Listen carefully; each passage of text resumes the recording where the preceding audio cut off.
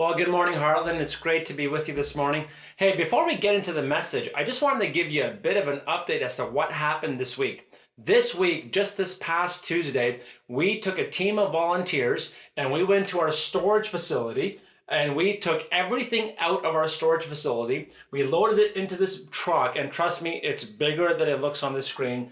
And we brought most of our stuff back home. And so some pictures of us loading the truck. And so everything we own, minus the equipment that the staff are using in our offices at the PUC office, we brought it all back to Heartland, a church connected at 1100 Canadian Place. And we just wanted you to know that we are just a few weeks away from getting what they call occupancy, meaning in a few weeks, our staff will be able to go in, and probably a few weeks after that, we can start exploring how we can better utilize our church facility for church services. So it is so very exciting. So I just wanted you to know that.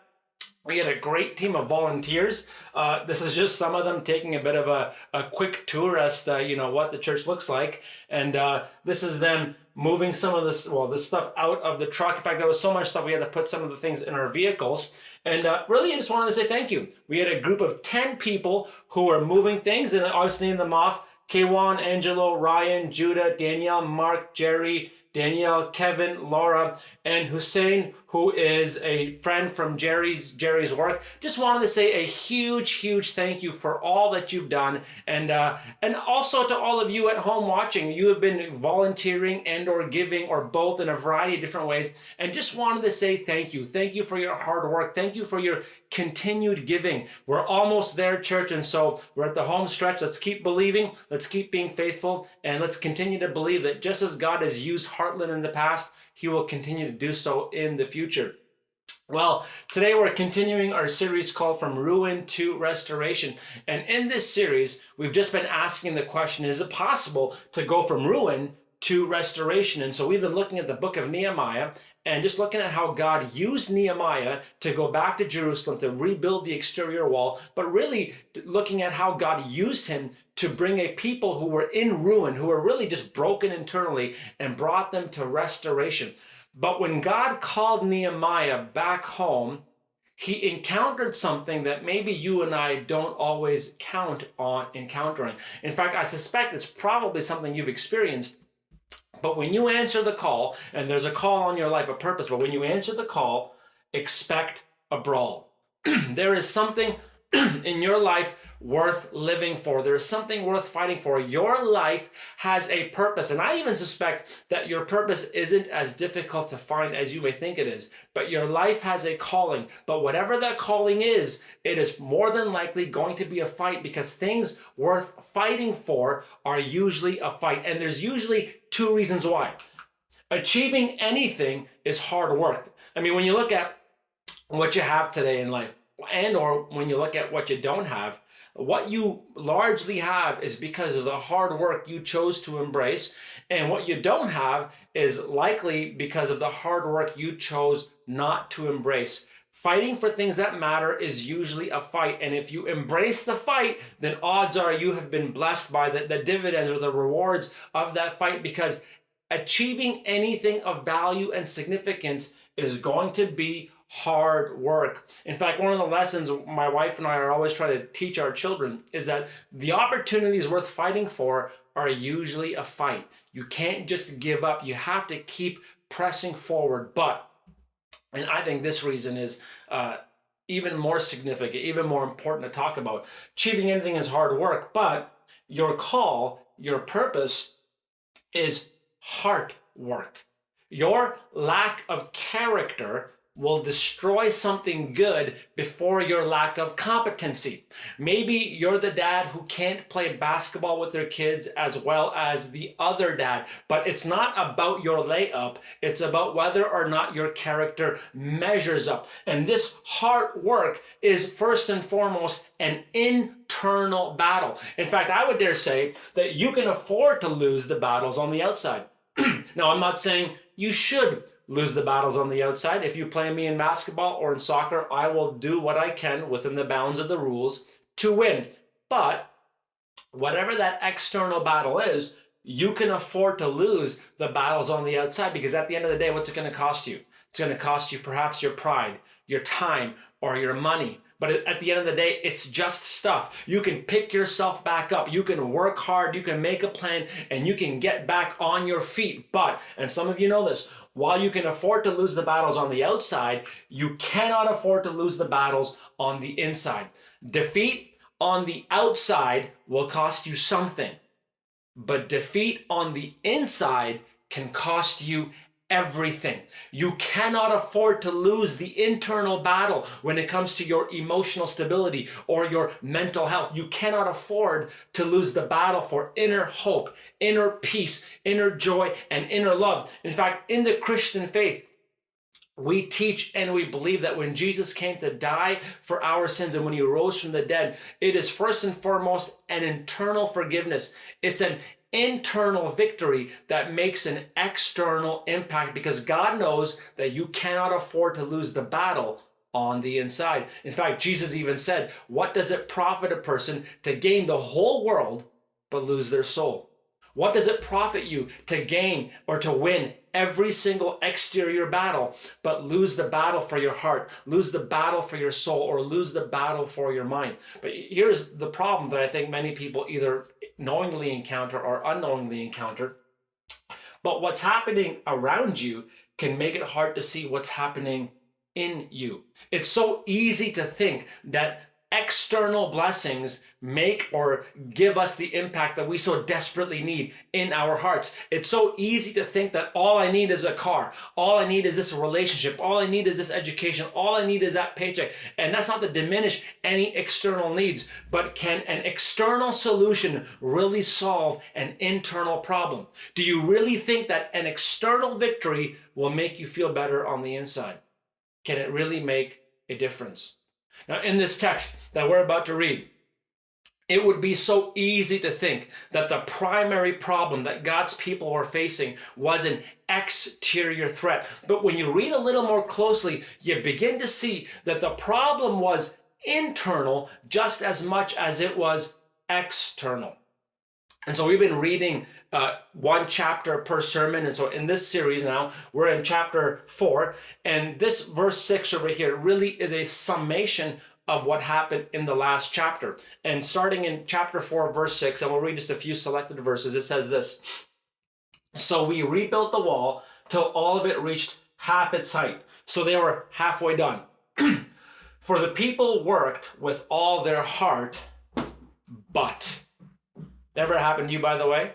You've worked with all your heart and your plans are finally coming together. Your child's finally going to school. Things are finally going your way. You landed that job you've always wanted. You got that relationship you thought you desperately needed. But. Have you ever had a but moment in your life? Well, this is what happened. But when Sanballat, Tobiah, the Arabs, the Ammonites, and the people of Ashdod heard that the repairs to Jerusalem's walls had gone ahead and that the gaps were being closed, they were very angry. Now, 2 points of clarification.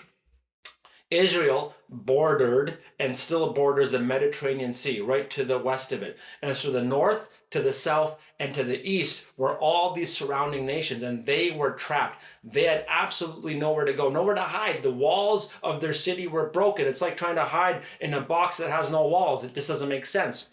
But in addition to that, and it's a second point of clarification, this was then. Back then, the Ammonites and the people of Ashdod and the Arabs did not get along well with the Jews. And I suppose you can make the same argument today, but this is the beauty of our faith. In Christ, we are part of a new family that is made up of different people of diverse backgrounds and diverse cultures, even diverse ages. Our unity is a celebration of the community that we have in Jesus Christ. That's what makes the gospel so beautiful. It's a gospel of Christ's hope for all people. And so this does not reflect the way life ought to be, but unfortunately that's the way it was. And in this context, they all plotted together to come and fight against Jerusalem and stir up trouble against it. But we prayed to God. You know, sometimes I meet people and they say to me, well, you have to do more than just pray. You have to do something real and tangible, to which I would say, praying is real. Praying is doing something. We prayed to our God and posted a guard day and night to meet this threat. Meanwhile, the people in Judah said, the strength of the laborers is giving out, and there is so much rubble that we cannot rebuild the wall. They were overwhelmed by the amount of the work. And here's what makes this text really interesting. This chapter, or the book, this account of Nehemiah, nor the rest of the Bible do not mention how they cleared this rubble. Now, as we read in the previous verse, we prayed and we posted a guard day and night to meet this threat.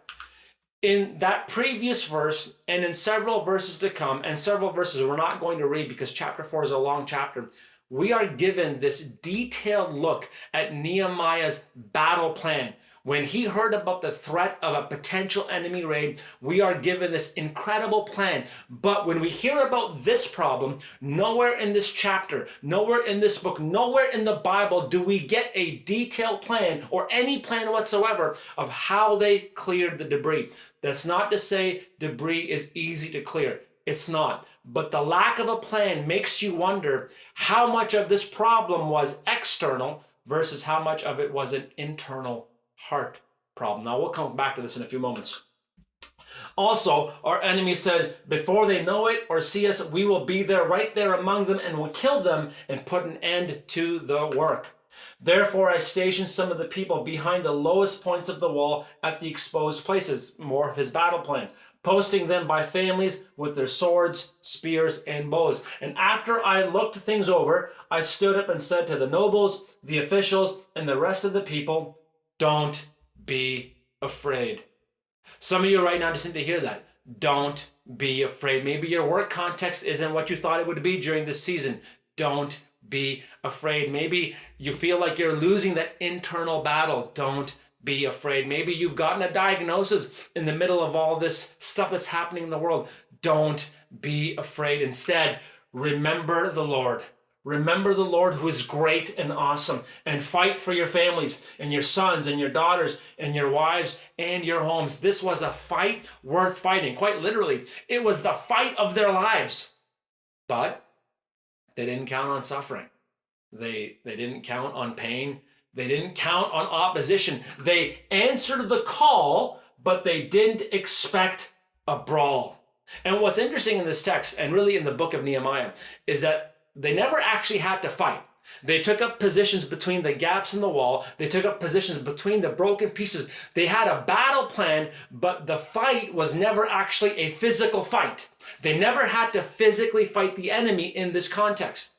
And while there was an external threat, there was a real danger of an internal threat. There was the battle against fear and discouragement. And odds are you will not have to fight a real battle. I pray that you don't. You might maybe one day, but I pray not.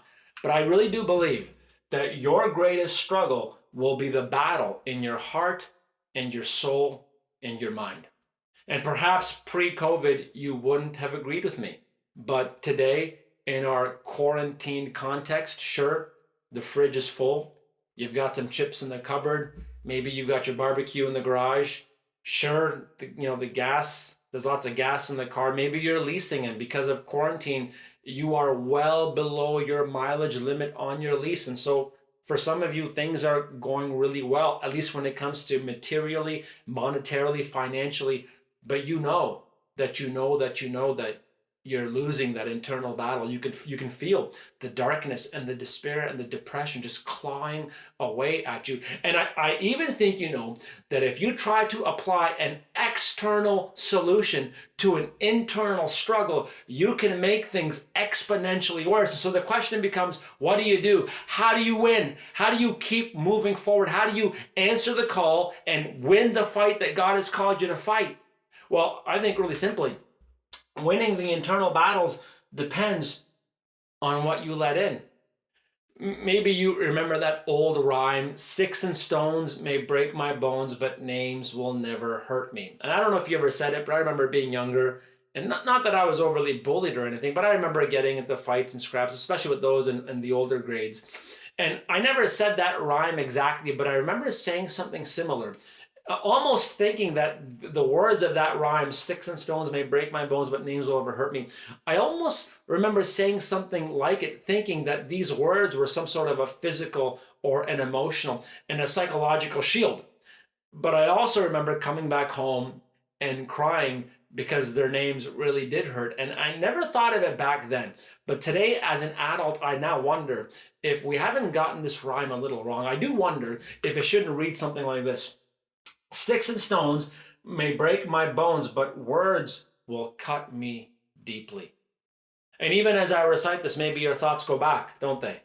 To those words that were spoken over you, those words that you pretended didn't hurt, but actually cut you quite deeply. Maybe it was the words of a parent who used words of discouragement instead of encouragement to try to move you forward. Maybe a relationship ended poorly, and in that ending, they said words that, objectively speaking, you know aren't true, but because you're in it, you've just repeated and you've rehearsed those words over and over and over again, rehearsing words of doubt and shame and remorse. And, I'm not a psychologist, but I'm convinced that you don't always get to decide what you let inside. Like, I know there are some people who say, well, you get to decide what you let into your heart, soul, and mind. It's as if you can just kind of go, na, na, na, na, na, na, I can't hear you. I'm not entirely sure that's always a feasible course of action. When you're a child, you really have very little power to decide what you let inside. When you're getting bullied, sure, maybe in a movie you can see someone saying, I don't feel it, I don't hear it. But in reality, you don't always get to decide what you let inside, but you do get to choose what you do with it. And from what I've seen and experienced, and in my experience as a pastor, there seems to be really two things that you can do with it. You can either release it or you can rehearse it. You can release the pain and the shame and the blame, or you can rehearse it over and over again until you normalize it. And it's not unlike what we read in this chapter. Verse 12 says this, then the Jews who lived near them came and told us 10 times over, wherever you turn, they will attack us. Translation, we're going to die. We're going to die. We're going to die. We're going to die. We're going to die. We're going to die. We're going to die. We're going to die. We're going to die. We're going to die. What do we do? What do we do? What do we do? What do we do? It's them rehearsing fear. That is not to say that the external threat was not real. Of course it's real. But when I read this 10 times seems like an awfully specific number to be an exaggeration. 10 times they came, 10 times they complained, 10 times I think they were giving into fear. It's all they could think about. It's all they could see. And they rehearsed it until the point they could not see straight. In fact, there's a reason, I think, for all of this fear. It is in part because of an external threat, but it's also because they rehearsed it over and over and over again. It makes me wonder, how much time do you and I spend listening to and rehearsing what the enemy said? Maybe the reason why you feel defeated isn't because you're not strong enough. It isn't because you're not good enough. It isn't because you're not gifted enough. It isn't because you're not blessed enough. Maybe the reason why you feel defeated is because of the inordinate amount of time you and I have spent rehearsing fear, rehearsing doubt, rehearsing shame, rehearsing discouragement in and over our lives. And I suspect you've noticed that when you spend time rehearsing all those things that have come inside, it doesn't just affect you. The words you and I rehearse will also affect the people around you. It's interesting when it says the Jews came. In a few sections it says all the Jews came. Well, how many? It sounds like all of them came. In fact, when you read Nehemiah chapter 4, it seems like Nehemiah was the only one who believed. A few people heard a set of negative words who told a few other people and a few other people. It became contagious. Their doubt and their fear infected everyone around them, because the words you repeat, the words you rehearse won't just affect you. It will affect your marriage. It will affect your children. It will affect your friends. It will even affect this church. And while I believe there truly is an enemy of our souls, I'm convinced that discouragement will be one of your greatest enemies. Now, in Christian circles, I think we mistakenly blame the enemy of our souls for every problem we ever face. Now, I want you to understand that the Bible teaches, and I believe there really is an enemy of our souls who seeks to destroy and devour all the things that are related to God. He wants to hurt you from the inside out. That's true. But in addition to that, I am also convinced that discouragement will be one of your greatest adversaries until the day you die. And at least for me, I can't speak for anyone else, but at least for me, discouragement usually hits in the middle, meaning you're too far in to quit, but you're not far enough along to think you're going to make it. For example, maybe you're in your third year of school and you're starting to realize that this degree isn't really the degree you need. That this isn't really where you want to go in life, but you're already 2 years in. You're too far in to quit, but you're not far enough along to think you can make it. And so maybe you just decide to give into drinking and partying and just kind of forget about the rest of your schooling. And as you give in to despair and hopelessness. Or maybe you've been married for 15, 20 years and you think there's no way I can make it another 15, 20 years, but you're already 20 years in. You're too far in to quit, but you're not sure you can make it out the other end. And your life isn't a soap opera. You know you're not going to meet some good-looking young guy or some beautiful young girl in the bar. And even if you do, you know it's just going to end in pain or misery. But what do? You're too far in to quit, but you're not far enough along to think you're going to make it. And so you give into despair and you give into hopelessness. And the danger with feeling hopeless is that it can trick you into thinking you are actually powerless. You may think there's nothing you can do. That's not true. It is discouragement speaking through you. The truth is, it's just easier to do nothing. It's just easier to give up. It's just easier to give in. And when you let hopelessness trick you into thinking you're powerless, that's when you've lost. Even in this text, it says the people in Judah said the strength of the laborers is giving out, and there is so much rubble that we cannot rebuild the wall. It's impossible. Even though we serve the God who parted the Red Sea, even though we serve the God who created the cosmos, even though we serve the God who holds all of our lives in the palm of his hand, even though we serve the God who's all powerful, all knowing, all seeing, even though we serve the God who can do anything, we're screwed. It's not possible. There's nothing we can do. And it's not to say that the debris was easy to move. Of course it's not, but it makes you wonder if something else was going on. When Nehemiah heard about the potential problem of enemy raids, we are given this detailed account of his battle plan, of how he met that challenge. But when it comes to this rubble, nowhere in this chapter, nowhere in this book, nowhere in the Bible do we get a detailed plan of how they removed the rubble. It's not to say that it was easy. It was challenging, but it wasn't complicated. It was just hard. But they were losing heart. They were losing hope. And when hopelessness becomes the lens through which you view the world, you will see defeat everywhere you look. It will not matter how much or how little debris is in your life. It will not matter if it is a proverbial paper cut or a proverbial amputation. Whatever it is, will debilitate you because you are looking at your circumstance not through the lens of what God can do, but through the lens of what you cannot do. And Israel needed to hear, and I think you and I need to hear today, that what you cannot do is not the end of the story. If this is where the story had ended, if it had ended right smack dab in the middle of Nehemiah chapter 4, if it had ended right here, right now, discouragement would have landed the death blow, giving the victory to the enemy who never even fired a single arrow or swung a single sword.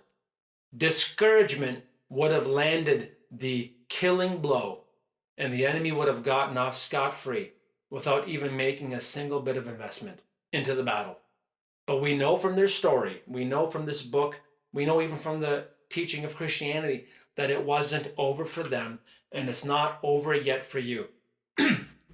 If you're listening right now and you feel like you have reached your limit, I need you to hear me. It's not over yet.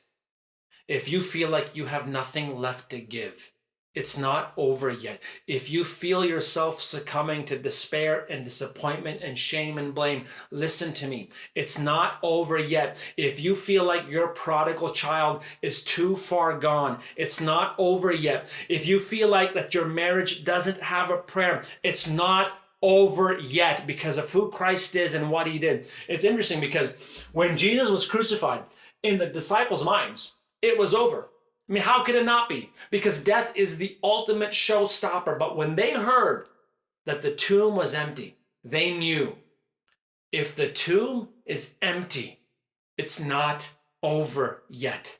Even in this text, even though the enemy was at the gate, even though the debris was impeding the work, even though they were facing hopelessness, it was not over yet. And Nehemiah told them to take heart, to take courage. But I have a warning to you about taking heart and taking courage. And it might sound strange, but hear me out. You need to be weary of an approach to life and faith that just requires courage. One of God's character traits is faithfulness. His faithfulness for us is remembering who he was, what he did, and what he promised to do, and believing that he will do it again. And while there are a lot of theological reasons for us to believe in God's character trait of faithfulness, there's a practical reason for you to believe that God is faithful. Overcoming today's challenges takes more than human courage. If human courage is all that you are relying on, when your courage runs out, you will be left with fear and doubt. If human courage is all that you are relying on, when your courage runs out, you will be left with fear and doubt. You need more than courage. You need to remember the Lord. Remember that our God is still faithful to complete the work that he began. He's still faithful to come through and allow you to experience breakthrough. To remember the Lord, who is great and awesome, and fight. Because it's not over yet. It wasn't over for them, and it's not over for you. But it wasn't over for them because of Nehemiah's courage. It wasn't over because of his skill set. We know from chapter 1, it says that Nehemiah was a cupbearer, basically a royal bartender. Like, what's he going to do? Throw a wine bottle at the enemy? No, it wasn't over because of who God was and what he could do. This courage that he experienced didn't come from his skill set, but it came from remembering who God was and what he did in the past. Do you remember what God has done in your life? Do you remember his faithfulness to you and to your family over the years? The Bible says in 1 John chapter 4, verse 18, perfect love casts out all fear, meaning there is no room for fear of failure in your faith. There's no room for fear of rejection or fear of the future. But realistically speaking, how do you live a life of faith without fear? Is it like a light switch? Can you just turn on the light and dispel the darkness instantaneously?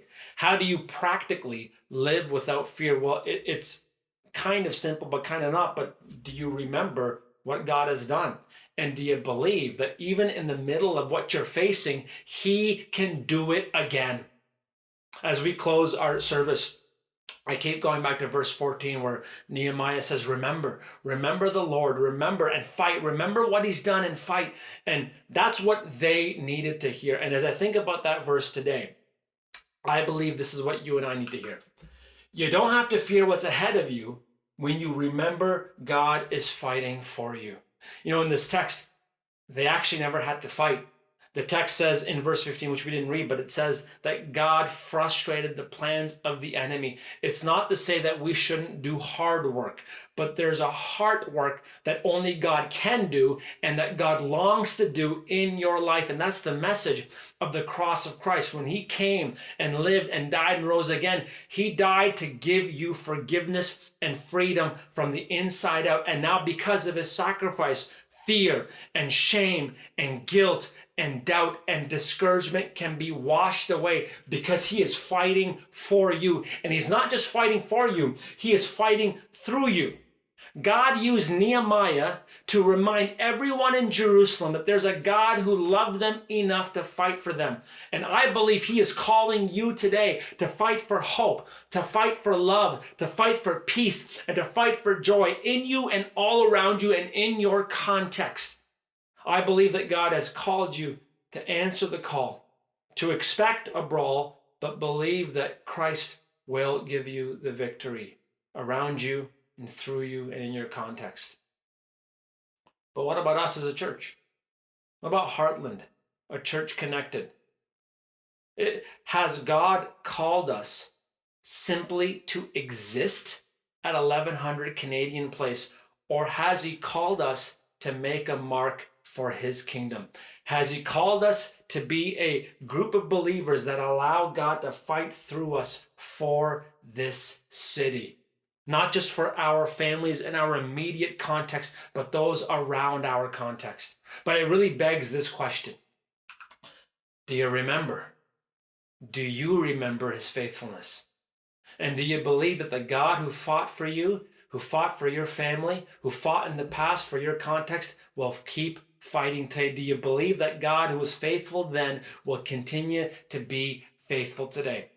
In our closing song, before we worship together, the closing lyric says, "We've seen what you can do, O God of wonders. Your power has no end. The things you've done before, you will do again." Do you believe that the God who was faithful in the past to show up will be faithful today to show up? Because if you really do believe it, you do not have to fear what's ahead of you when you remember that God is fighting for you and God is fighting through you. And as we sing this closing song, as we worship together, I have a challenge for you. Before you start singing the lyrics of this song, just take a moment right here, right now, and remind yourself of just one thing that God brought you through. Remind yourself of just one prayer that God answered. Maybe right now you're thinking of a time where God brought you through physical sickness. Maybe a time when he brought you through a difficult time in your relationship, whatever it might be. In this moment, before we start believing for what God can do everywhere else, just remind yourself right here, right now, that God came through for you. Because if he came through for you then, he can come through today. And his move, his power is so great that his victory will overflow out of your life into your family and community, and I believe by faith, the rest of the GTA. So church, let's sing together. Let's remember that the God who worked then is still working today.